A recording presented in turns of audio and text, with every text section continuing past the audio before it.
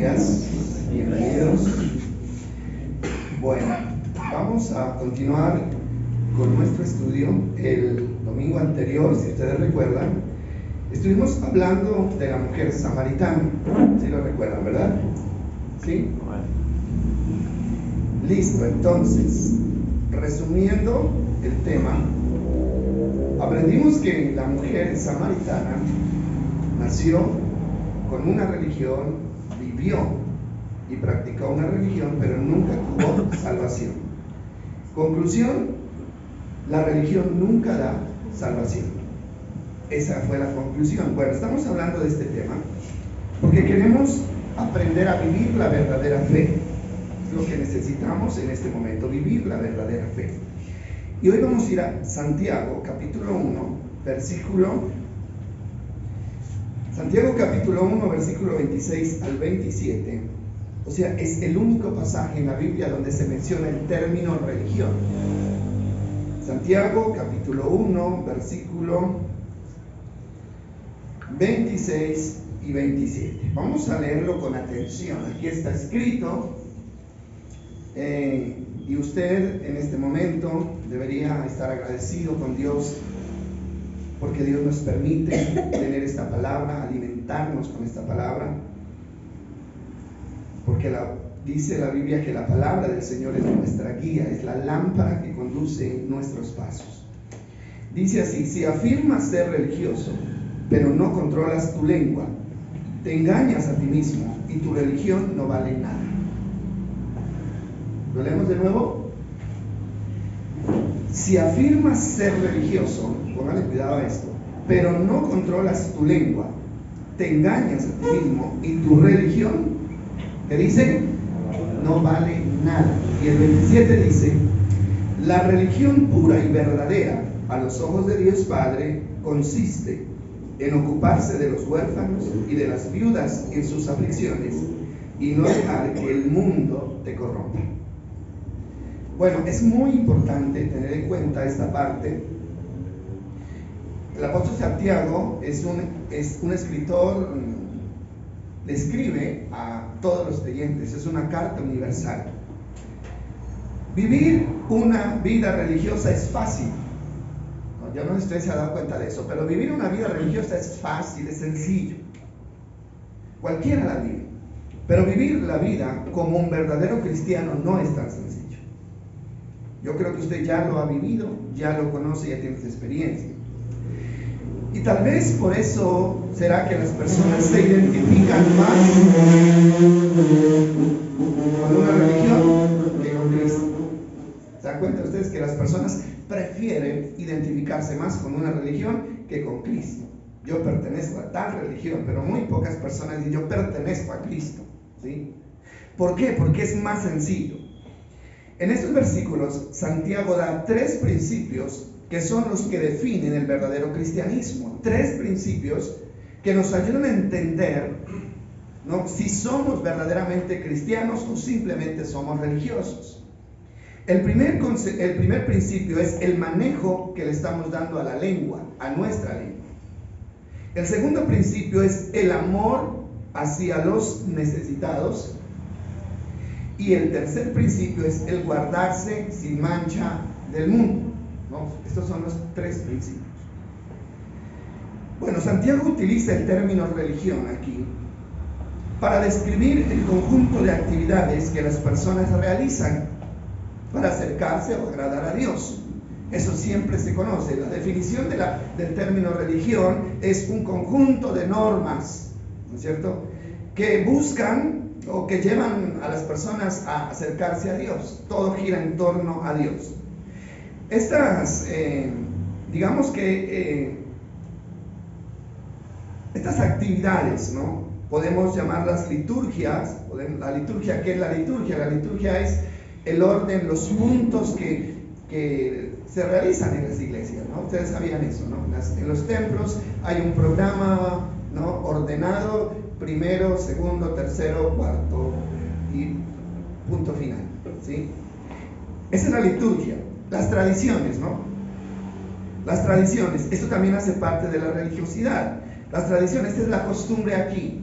Aquí hacemos así, aquí hacemos de esta manera, aquí hacemos de la otra manera. Los programas, ¿no? Programas que se hacen para entretener más que para agradar a Dios. Los sacrificios, si hablamos del Antiguo Testamento, también entran a ser parte de la religiosidad o el pertenecer a una organización determinada. Pero todo esto queda descartado por el apóstol Santiago. Mire, en los textos que acabamos de leer no hay nada de esto. No se menciona absolutamente nada de esto para identificar el verdadero cristiano. Bueno, entonces, vamos a definir estos puntos. Primero, saber usar la lengua. Esto es muy importante porque todos tenemos lengua, ¿sí? Todos tenemos lengua. ¿Cómo estamos manejando la lengua? Más adelante Santiago dice que la lengua es un miembro pequeño, pero que se jacta de grandes cosas.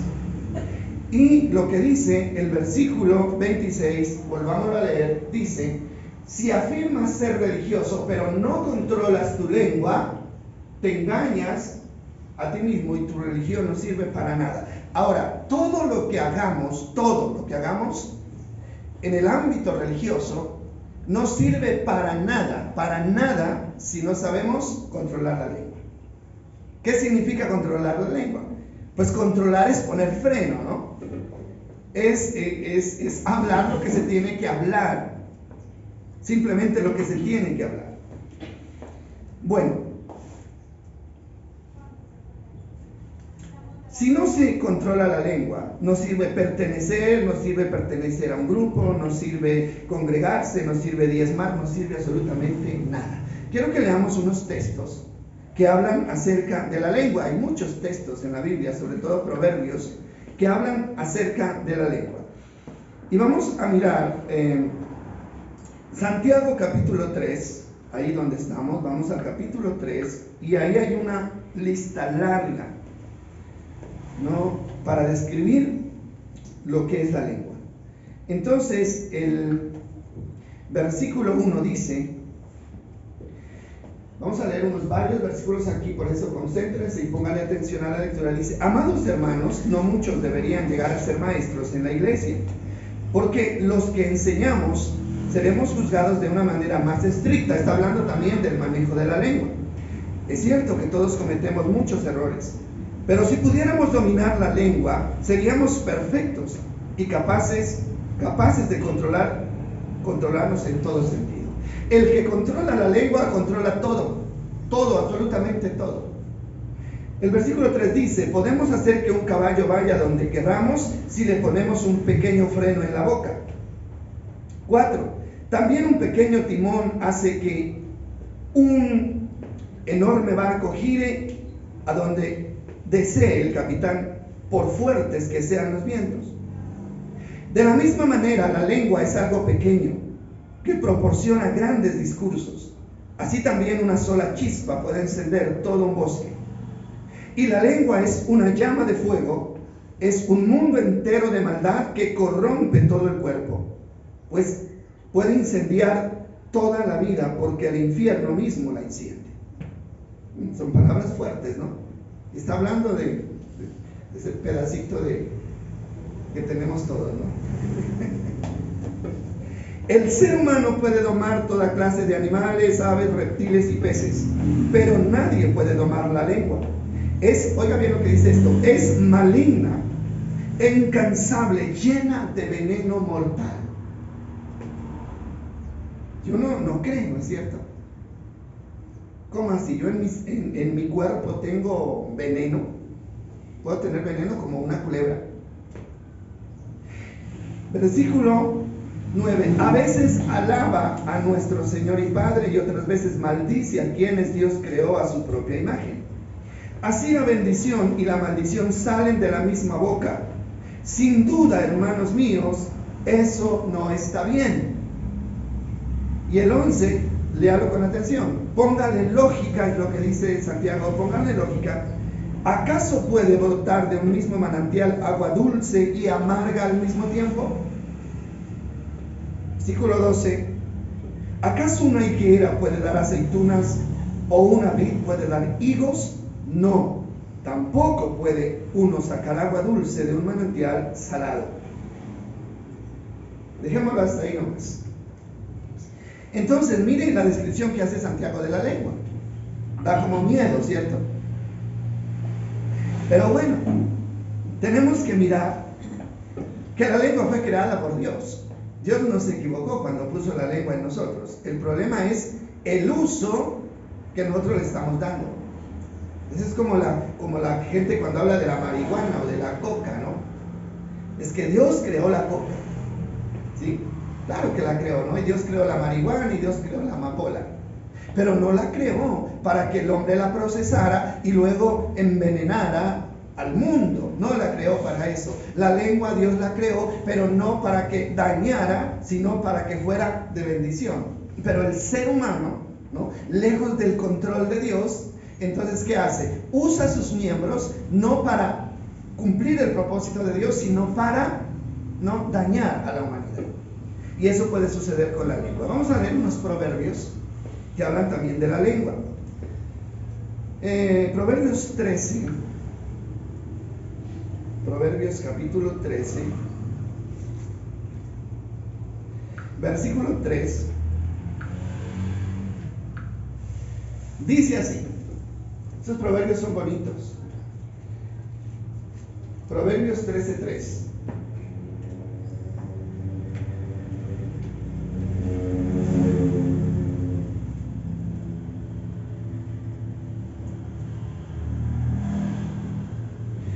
Dice, los que controlan su lengua tendrán una larga vida. El abrir la boca puede arruinarlo todo. Qué interesante esta parte, ¿no? Ahora, ¿cuántos queremos vivir hartos años? Todos queremos vivir harto, ¿no? Nadie quiere morirse ya. Pero ¿sabe qué dice? Los que controlan su lengua tendrán una vida larga. Usted no se imagina cuántas personas han muerto. ¿Por qué? Por no saber usar la lengua, ¿sí? Por hablar más de la cuenta, por decir más de lo que debe. Y creo que en el Nuevo Testamento también hay un texto que lo toma de ahí y dice, el que quiere ver días buenos, ¿no? Refrene su lengua y su corazón, no, que en su corazón no haya engaño. El que quiere ver días buenos, ¿sí? Hermanos, si nosotros pensamos un momentico, la mayoría de la cantidad de problemas en los que nos hemos metido tienen que ver ¿con qué? Con el manejo de la lengua, ¿sí? ¿Yo por qué dije esto? ¿Y yo por qué? ¿Y yo por qué no me callé? ¿Y por qué? Gente en los tribunales, gente demandada, dinero malgastado, ¿no? Personas que se han matado unos a otros por un chisme. Entonces tiene razón el apóstol Santiago en decir que la lengua es un miembro pequeño, pero que está lleno de veneno mortal. Esto habla del hombre en el sentido natural, ¿no? Un hombre que no está, una persona que no está controlada por el poder de Dios. El 18, Proverbios 18.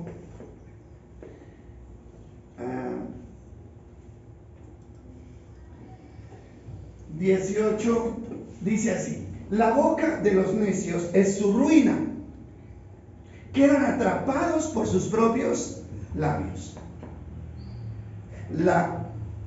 La boca de los necios es su ruina, porque quedan atrapados por sus propios labios. Hay un dicho por ahí que es como parecido a esto, que dice que por la boca muere el pez. Si lo han escuchado, por la boca muere el pez. Si me hubiera quedado callado, ¿cuántos problemas me habría evitado? Y hay otro, ¿no? Hay otro texto en el mismo Proverbios 21-23. Proverbios 21-23.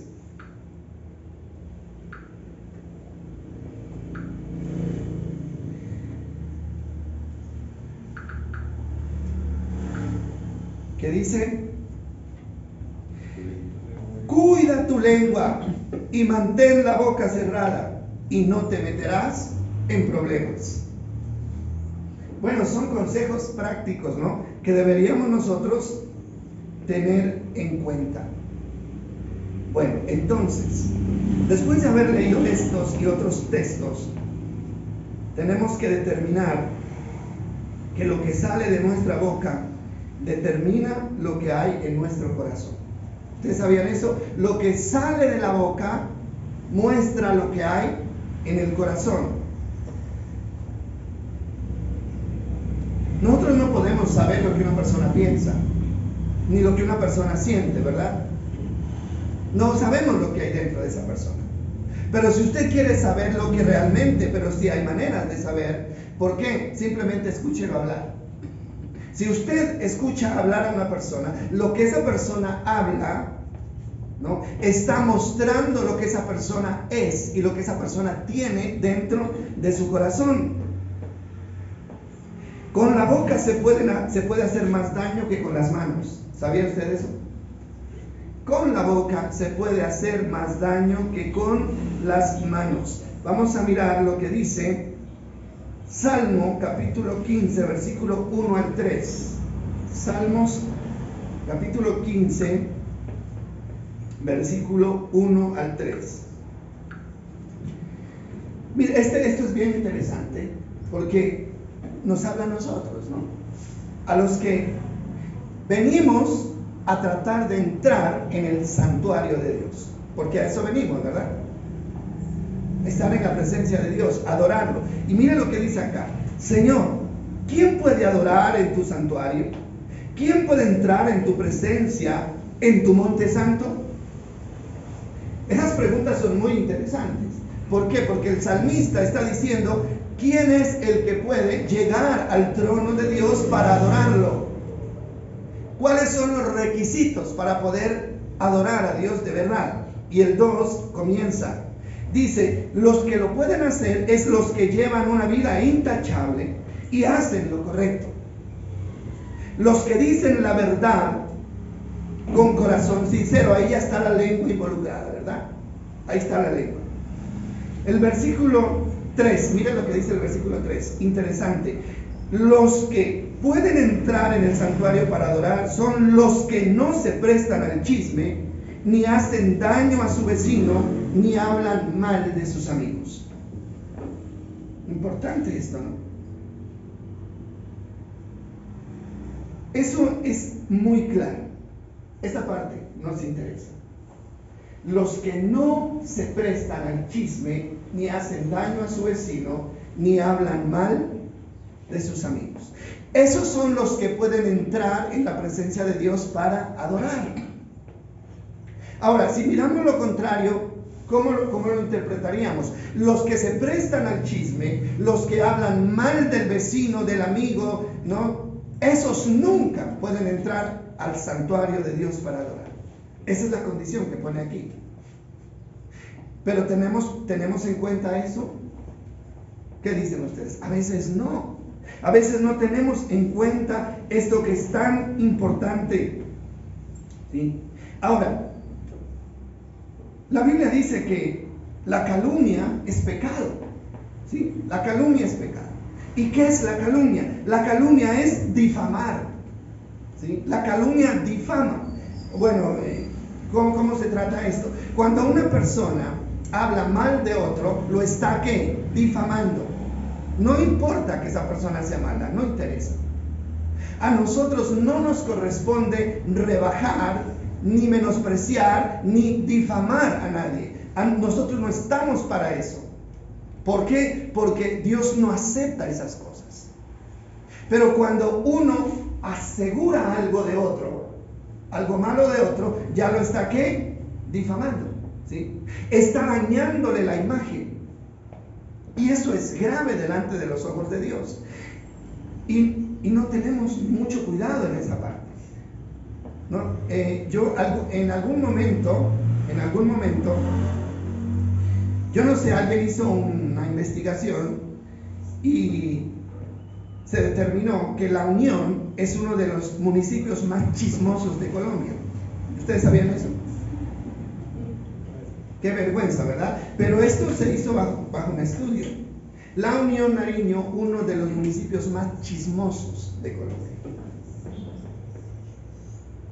¿Ustedes qué creen? ¿Que es cierto o no? Es verdad, hermano, vergonzosamente verdad, ¿sí?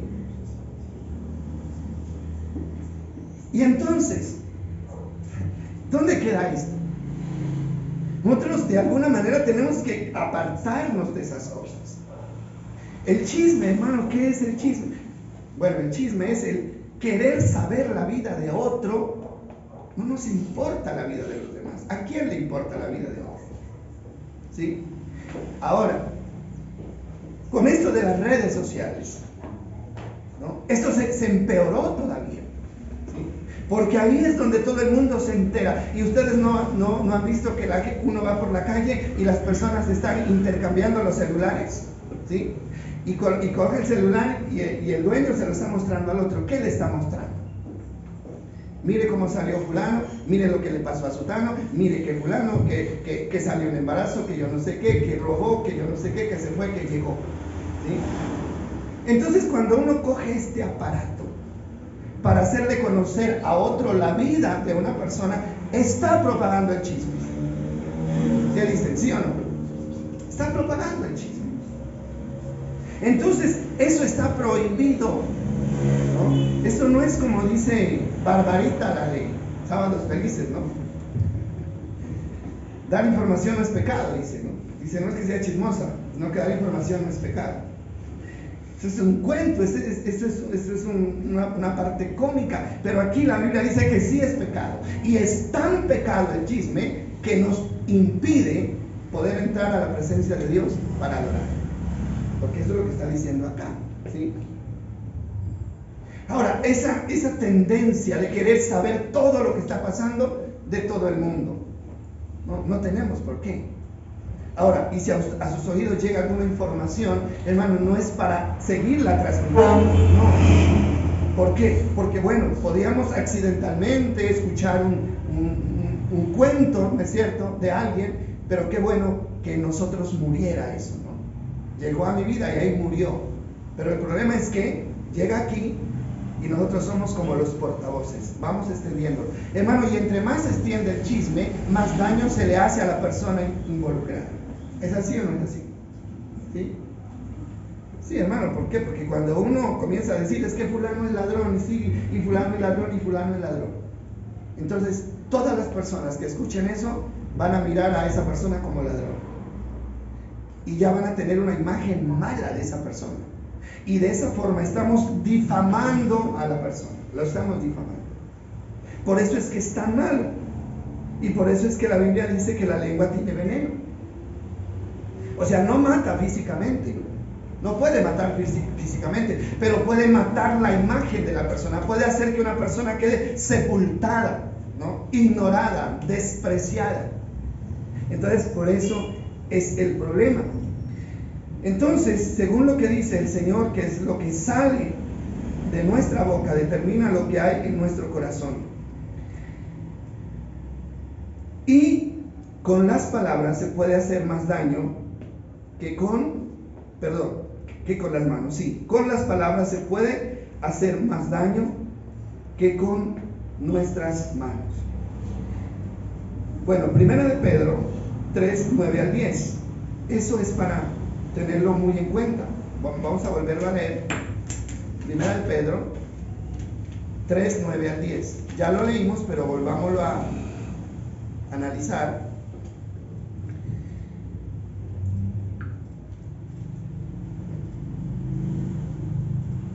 Bueno, ¿por qué estamos tocando este tema?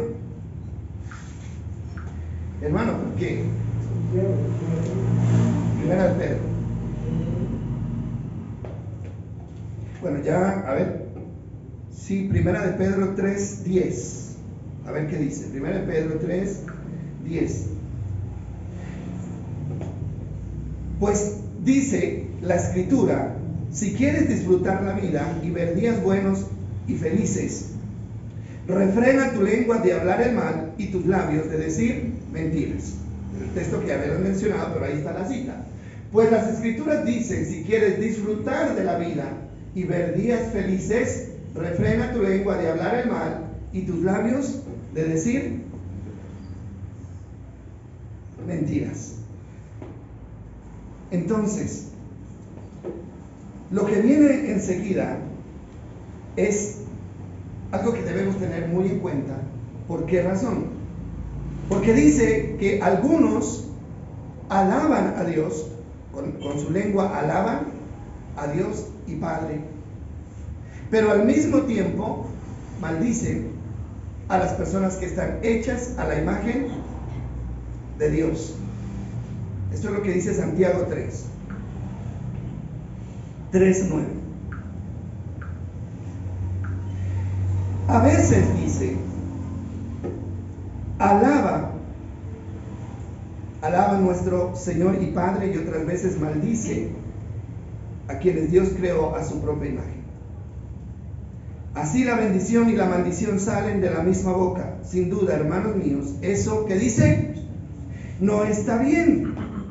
Y esto es para el creyente, para el que dice que tiene una religión, para los que van a los templos a alabar a Dios, los que cantan y los que dan testimonio de Cristo. Se maldice a los hombres que están hechos a la semejanza de Dios. Usted sabía que todos los hombres están hechos a la semejanza de Dios, todos, ¿no?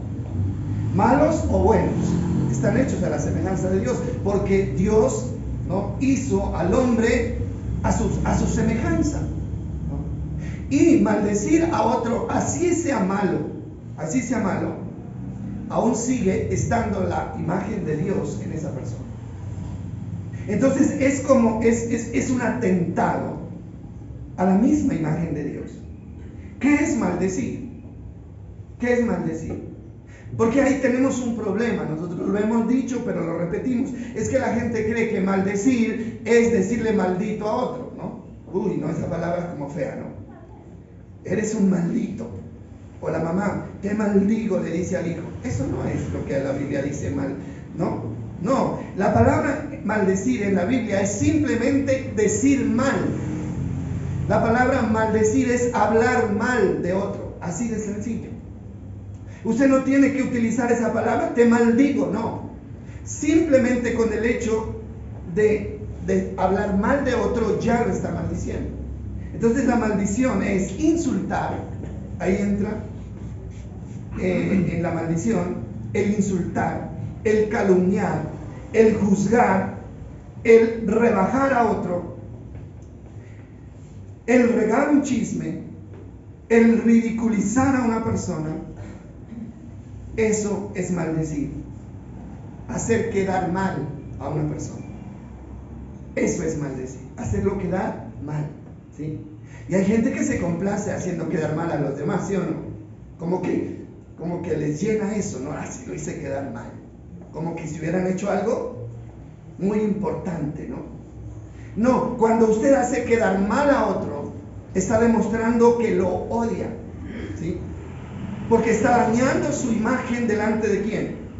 Delante de los demás. Y a veces hasta en la familia se da eso, ¿cierto? Mujeres que hacen quedar mal a los maridos, maridos que hacen quedar mal a las mujeres, hijos que hacen quedar mal a los papás. ¿Cómo? Ni siquiera dentro de la familia estamos guardando ese respeto. Entonces, complicadísimo esto. Todas estas expresiones, todo esto, solo muestra una cosa, y es la falta de amor. Cuando yo ridiculizo a otro, ¿no?, y me complazco en ridiculizar a otro, es porque no lo amo, ¿sí? Cuando una persona hace que el otro pierda su autoestima. Ustedes sabían que la autoestima es muy importante, ¿cierto?, en los seres humanos. Es muy importante porque la autoestima es lo que hace que esa persona se dé valor a sí misma, ¿no? ¿Y por qué vemos tanta gente hoy aborreciéndose a ellos mismos? Diciendo no sirvo para nada. ¿Por qué? Jovencitos, niños, ¿no?, que crecen con ese concepto de no sirvo para nada, no sirvo para nada, soy un inútil. ¿Sabe por qué? Porque alguien los maldijo. Alguien los maldijo. ¿Cómo los maldijeron? Diciéndoles que eran inútiles, diciéndoles que no servían para nada. Y en eso tenemos que tener mucho cuidado los papás, sobre todo los papás que están criando hijos, ¿no? Todas las personas que tienen que ver con la formación de sus hijos, de los niños, tienen que tener mucho cuidado con lo que les dicen a sus hijos, ¿sí? ¿Por qué? Porque al decirle a un niño, no sirve para nada, eres un inútil, no debiste haber nacido, me arrepiento de haberte tenido, lo está maldiciendo, ¿sí? Y está echando por el suelo su autoestima, y después cuando crecen no son capaces de hacer nada. Comienzan a irles mal en el colegio, en la universidad, si forman una familia. En todo fracasan, y ese fracaso fue construido por las personas que estuvieron cerca de ellos. Y también los profesores, ¿no?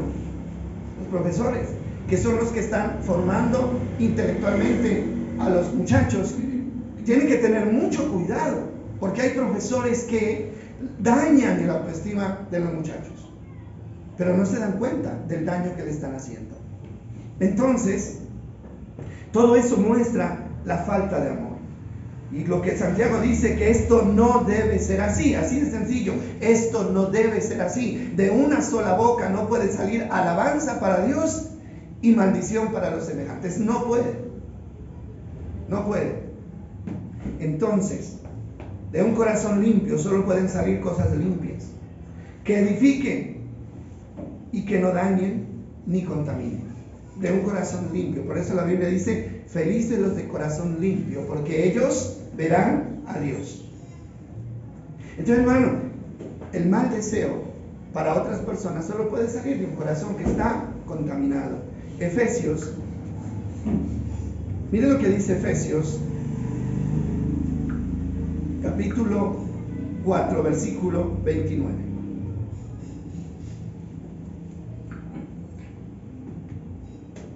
Efesios 4:29 dice, no empleen un lenguaje grosero ni ofensivo, que todo lo que digan sea bueno y útil, a fin de que sus palabras resalten o resulten de estímulo para quienes los oigan.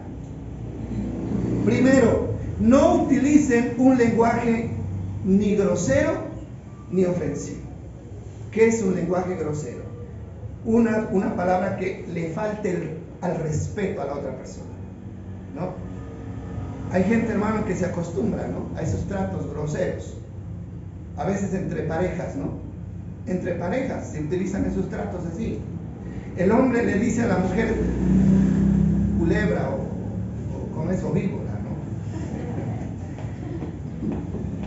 Y hay gente que dice, no, mi mujer no se acuesta sino que se enrosca, dice. Parece un chiste, ¿verdad? Pero si se lo dice a la mujer, o sea, ese es un lenguaje grosero, disimulado diplomáticamente, pero es grosero, ¿no? ¿Sí? O sea, hay que decir las cosas como son y con las palabras darle valor, porque no se puede comparar a la mujer al hombre con un caballo. Este caballo, ¿no? O este burro. ¿Ustedes no creen que hay personas que hacen o bruto? Esos son términos groseros. ¿Por qué? Porque le están faltando al respeto a la persona. Y dice, no empleen esos lenguajes groseros, porque los lenguajes groseros son ofensivos. La gente se acostumbra, ¿no? Pues un caballo, ¿no? Pues por lo menos que sea de paso, ¿no? Y que sea fino, por lo menos. ¿Sí? Sí, porque Salomón comparaba a la esposa con la yegua de Faraón, ¿no? Y le decía a la sulamita, tú pareces la yegua de Salomón. O sea, pero pues ¿cómo sería esa yegua, no? Pero pues que lo comparen a uno con un sarnoso por ahí. Duro, ¿verdad? Pero no se tiene cuidado en eso. Y aquí está diciendo que las palabras de ustedes, que todo lo que digan sea bueno y útil, a fin de que sus palabras resulten de estímulo para quien las oiga. ¿Qué es lo que tenemos que hacer nosotros? Estimular con nuestras palabras. ¿Y cómo se estimula a alguien? ¿Diciéndole feo? No, diciéndole feo, lo único que hacemos es que dañarle su autoestima. No se estimula a alguien diciéndole groserías. Usted estimula a alguien cuando le dice: eres inteligente, ¿no? Eres bien parecido, estás bonita, ¿no? Eres la mejor mujer, eres el mejor hijo. Así se lo estimula, ¿no es cierto? Entonces, ¿qué hace la persona? Pues se le va inflando el pecho, ¿cierto? Y se va creyendo el cuento, y eso lo va reflejando. Pero si son palabras, ¿no?, que reducen, que rebajan, entonces, ¿cómo quiere tener después un buen marido, una buena mujer, un buen hijo? Si usted mismo se encargó de ¿qué? De reducirlo a nada. Por eso, vuelvo y repito, tiene razón Santiago cuando dice que la lengua es un miembro muy peligroso, que tiene que ser usado con mucho cuidado. Entonces, que los que oigan sientan que sus palabras lo están elevando, no que lo están aplastando. Y eso tenemos que entenderlo. Mateo 15, 10 y 11.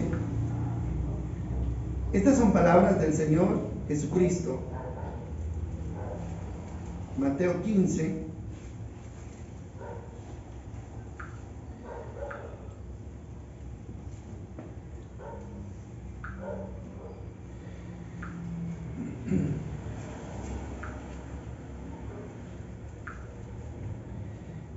Dice: luego Jesús llamó a la multitud, en el versículo es Mateo 15, 10, ¿no? Luego llamó Jesús, dice, a la multitud, ¿luego de qué? Luego de que este pasaje habla de cómo los fariseos confrontan a Jesús y le dicen: ¿por qué tus discípulos y tú comes pan sin haberte lavado las manos? ¿Recuerdan ustedes ese pasaje? Porque ellos acostumbraban a lavarse las manos todas las veces que comieran pan, ¿no? Entonces, ¿cuál es la respuesta que les da Jesús? Entonces, dijo: escuchen, les dijo, y traten de entender. Oiga bien esto: escuchen y traten de entender. Porque escuchar es una cosa y entender es otra, ¿no? Mucha gente escucha pero no entiende nada, o sea, no ha pasado nada. Lo que entra por la boca no es lo que los contamina. Ustedes se contaminan por las palabras que salen de la boca, ¿sí?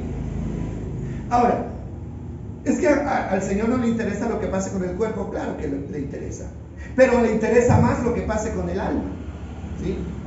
Hoy en día, decíamos anoche, las personas se cuidan mucho de lo que entra por la boca, ¿no? Y analizamos minuciosamente lo que vamos a comer. ¿Por qué? Porque queremos cuidar nuestro cuerpo. Que esto tiene gluten, que esto tiene grasa, que esto no tiene, que esto, que... O sea, y se lee estrictamente las etiquetas de los alimentos, entonces se los acepta o se los rechaza. ¿Por qué? Porque se está pensando en ¿qué? En el cuerpo, en la salud. Y eso está bien, ¿no? Eso está bien. Pero el problema es que no nos damos cuenta ni somos tan cuidadosos de lo que sale de nuestra boca. Lo mismo que le estaba pasando a los fariseos. Ellos se cuidaban de lo que entraba en su boca, pero no se cuidaban de lo que salía de su boca. Y Jesús les dice: lo que entra por la boca no es lo que contamina al hombre, sino lo que contamina. Ustedes se contaminan por las palabras que salen de la boca. Entonces debería haber un equilibrio, ¿no? Porque nosotros no somos solo cuerpo, también somos alma y espíritu.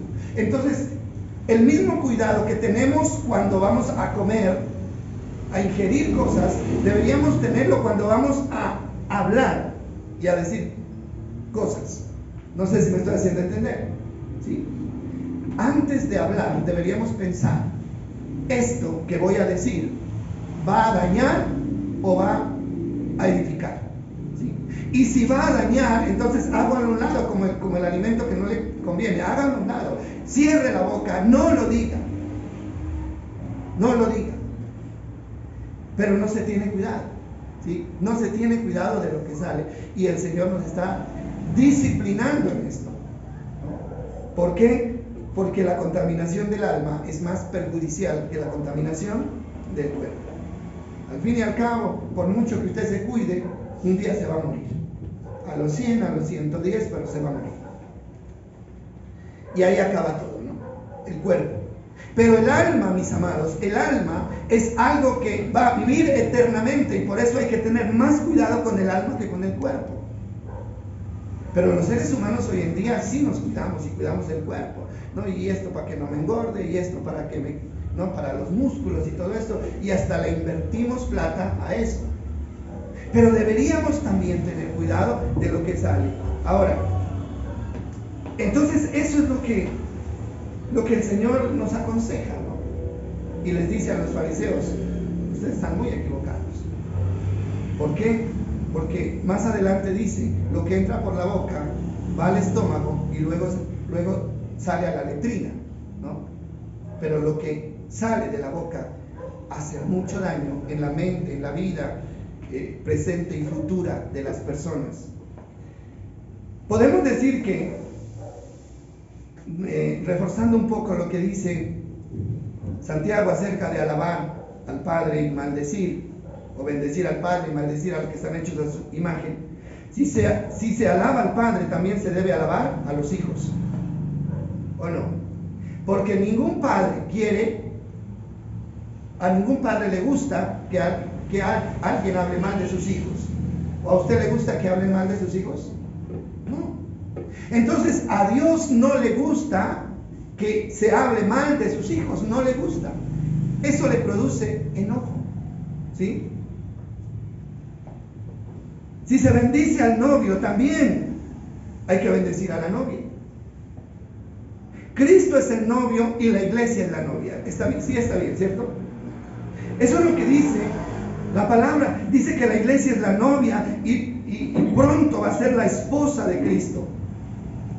Ningún novio estaría contento si alguien habla mal de su novia. Ningún novio.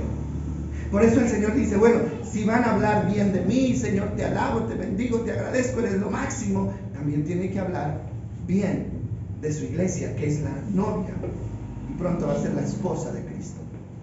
Por eso es que Santiago dice eso, ¿no? Que no está bien hablar bien de Dios y luego hablar mal de los que están hechos a la semejanza de Dios. Y cada uno de los verdaderos creyentes hace parte de la iglesia, que es la novia. Así que tenemos que tener mucho cuidado con esto. Bueno, ¿qué les parece a ustedes este punto? Interesante, ¿cierto? Si alguien dice que tiene religión, pero no sabe refrenar su lengua, no está haciendo absolutamente nada. El árbol se conoce por su fruto. Eso es lo que nos dice la palabra. El segundo punto, o el segundo principio, es visitar a los huérfanos y a las viudas, ¿no? Dice: el que cree tener una buena religión tiene que visitar o ayudar a los huérfanos y a las viudas. Este principio habla del mismo amor al prójimo, pero expresado en acciones. El primer principio habla del amor al prójimo expresado en palabras, ¿no? Si yo amo, hablo bien. Este segundo principio habla del mismo amor, pero expresado en acciones. Ayuda y cuidado a los huérfanos y a las viudas. En los tiempos bíblicos, estos dos grupos eran los más desprotegidos, ¿no? Los más desprotegidos. Pero hoy se debe aplicar a todos los que necesitan, sean huérfanos, sean viudas o no.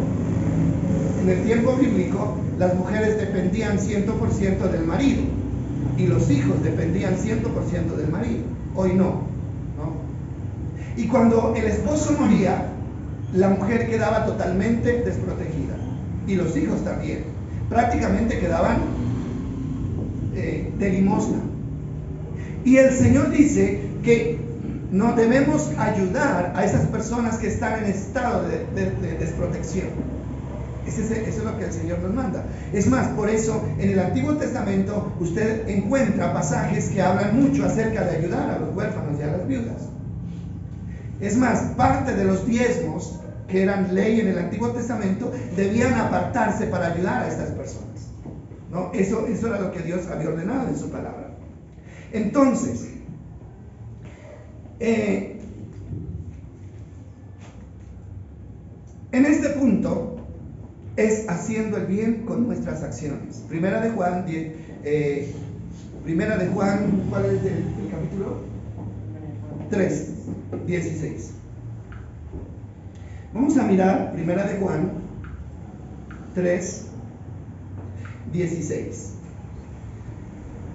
Hablando ya de la ayuda, de la compasión al necesitado.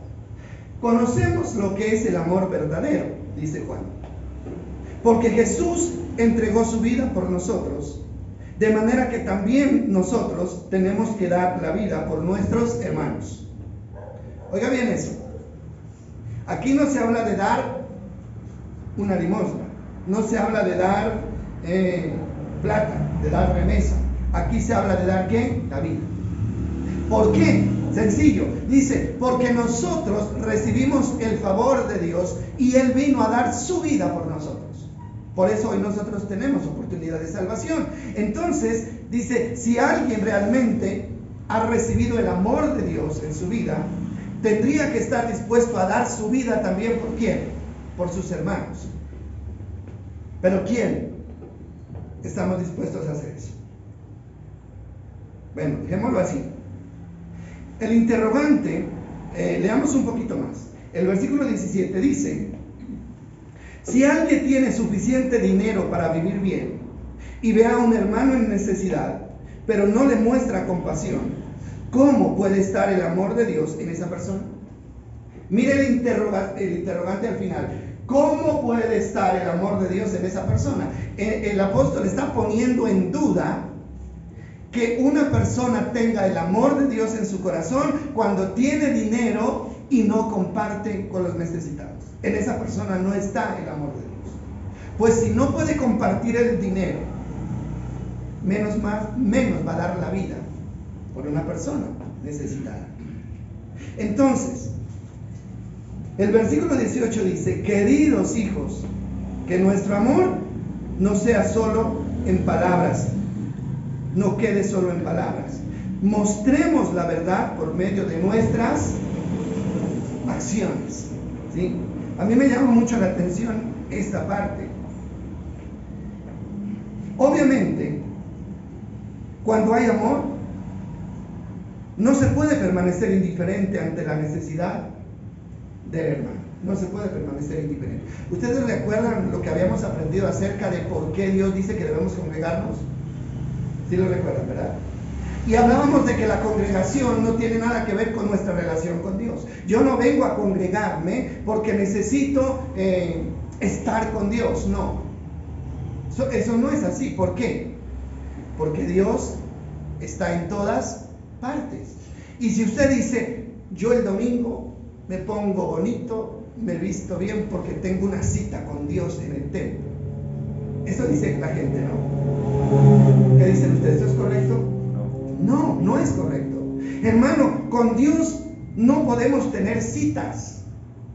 Con Dios no se tiene citas. ¿Por qué? Porque Dios está permanentemente con nosotros. Y cuando usted dice, tengo una cita con Dios, es que se va a encontrar con una persona que no ha estado con usted. ¿Sí me hago entender? Yo tengo una cita con fulano de tal. Tengo que ir a encontrarme con él porque pues, estuvimos ausentes. Pero con Dios no, con Dios, o sea, Dios está presente en nosotros todo el tiempo. ¿Sabe por qué? Porque dice, ustedes son el templo de Dios y Dios mora en ustedes. Entonces venimos al templo es a encontrarnos con el hermano. No dejen de congregarse, porque en la congregación es donde se encuentran los unos con los otros y ahí van a poder estimularse al amor y a las buenas obras. Sí estamos claros en esto, ¿verdad?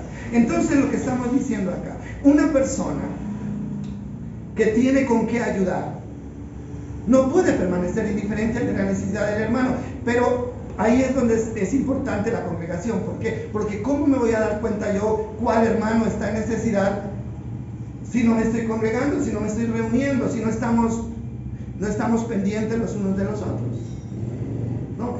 Entonces hay personas que se puede morir alguien y no se dan cuenta. Y a los 3 meses preguntan, ¿y qué hay de fulano? Hermanito, hace 3 meses que se murió. ¿Se murió? ¿Sí? ¿Por qué no se dio cuenta? ¿No? Pues porque no se congregó, porque no tuvo contacto con esa familia, con esa persona. ¿Sí? Pero si estamos en contacto, entonces usted puede ver, este hermanito, ¿no? Yo lo veo como triste, ¿no? La otra semana, él no es así. ¿No? La otra semana estaba contento, ahora lo veo triste. Hermano, ¿qué le pasa? No, si viera, pues, es que tengo una deuda, se me cumplió la deuda y no puedo pagar. ¿Sí? Entonces el hermano que tiene plata, ¿qué le tiene que decir? Hermano, tranquilo, yo le presto, o yo le regalo. ¿Sí? A eso se refiere, ¿no? O resulta que esta semana no tuve trabajo y no tengo con qué comprar el mercado. Sí, ¿verdad? Entonces eso lo tiene triste, no se preocupe. Aquí vamos a hacer algo para ayudar. Eso es ser un verdadero cristiano. Eso es mostrar que tenemos el amor de Dios. No vivir vidas indiferentes. A mí no me interesa lo que le está pasando al otro, ¿no? Esa persona, ¿no? ¿Qué será que le pasa? A veces juzgamos, ¿no? Ese mal genio, esa forma, ¿no? Y simplemente juzgamos, pero no sabemos lo que pasa dentro de esa persona, en la familia de esa persona. Y eso tiene que ver con el amor. Entonces, vamos a mirar 2 de Corintios, la última cita, 2 de Corintios, capítulo 8, y vamos a responder algo interesante acá, respecto a la ayuda.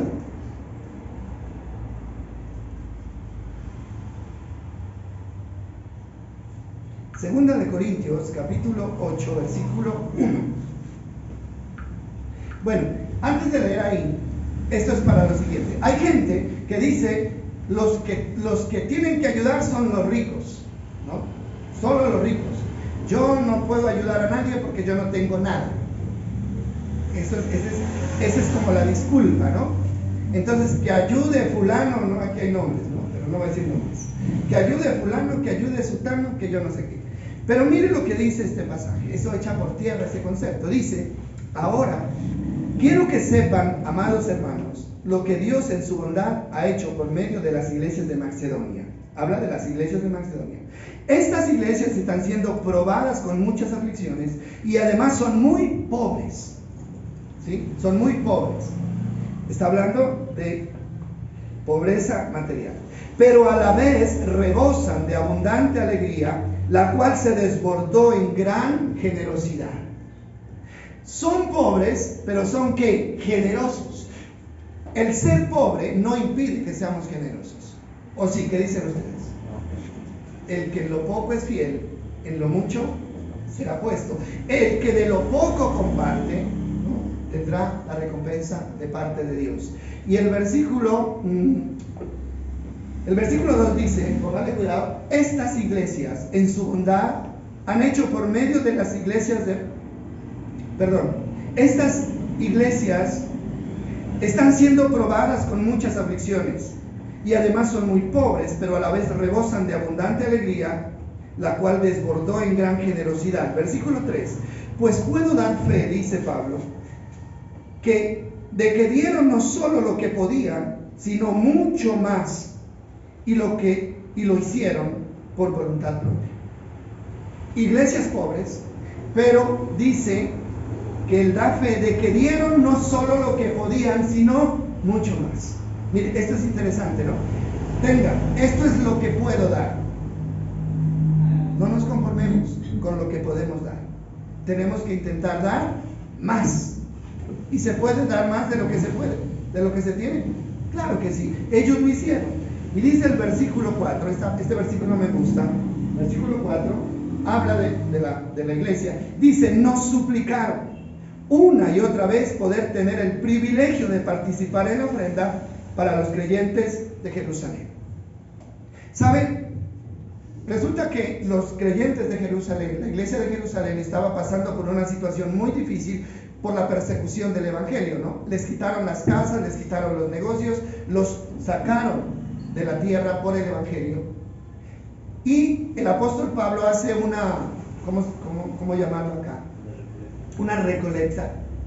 Y va a todas las iglesias, ¿no? Manda a Tito a todas las iglesias para que recojan una ofrenda para los santos. Pero cuando llegan las iglesias de Macedonia, él como que tiene sus reservas, ¿no? Y dice, pero estas iglesias son tan pobres. Yo creo que no es justo pedirles, porque son muy pobres. Y no les quería pedir, pero mire lo que hacen ellos. Dice el 4, nos suplicaron. Ellos le suplicaron a Tito una y otra vez, dennos el privilegio de participar en la ofrenda para los creyentes de Jerusalén. Qué bonito esto, ¿no? Les suplicaron, no nos quiten esa alegría de poder contribuir, no nos quiten ese privilegio de poder dar. Pero ¿por qué ellos sentían que dar era un privilegio? Porque tenían amor, porque amaban a sus hermanos que estaban en necesidad, ¿sí? Hermano, el problema aquí no es si tengo plata o no tengo. El problema es si tengo amor o no tengo. Porque lo que define la ayuda no es el dinero que tengo, sino el amor que tengo en mi corazón. ¿No creen ustedes? Entonces ellos dicen, les suplicamos que por favor nos dejen ayudar. Seguramente se quedaron sin comer. Seguramente dieron lo único que tenían. Pero ellos no pensaban en lo que iban a entregar, sino en lo que iban a recibir. Y Pablo dice, es más feliz el que da que el que recibe. Mire, mucha gente no da porque sí, se concentra en lo que va a entregar, ¿no? Es que no piensa en lo que va a entregar.